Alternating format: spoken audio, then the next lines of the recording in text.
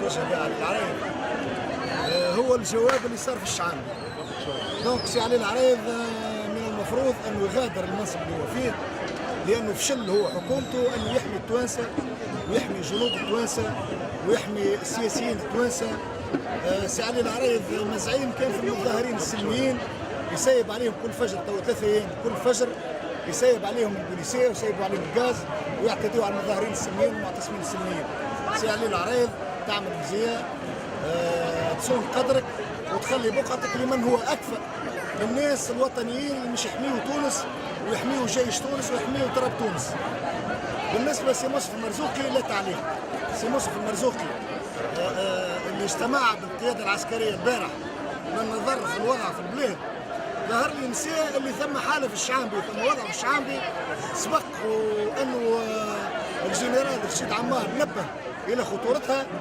سي مصطفى المرزوقي ما اعطاه حتى شيء، حتى خبر على الوضع في الشعبي. الوضع في الشعبي يستني نيقب حاجه غامضه. وانا نشوفه في الحاله، انا نشوفه اليوم ولادنا ولاد تونس شباب تونس اللي يدافعوا على تراب تونس ويدافعوا على علم تونس ضد الارهاب وضد تخويف التوانسه وضد تقسيم التوانسه، يموتوا بدون اي داعي بدون حمايه سايبين في الجبل، لانه ما ثماش منظومه نتاع استعلامات حقيقيه، ما ثماش حمايه امنيه لمؤسسات الدوله. واليوم الناس المعتصمه لهنا تعتصم دفاعا عن الدوله، دفاعا عن حق التوانسه باش يعيشوا في امن وامان، دفاعا عن حق التوانسه باش يعيشوا موحدين.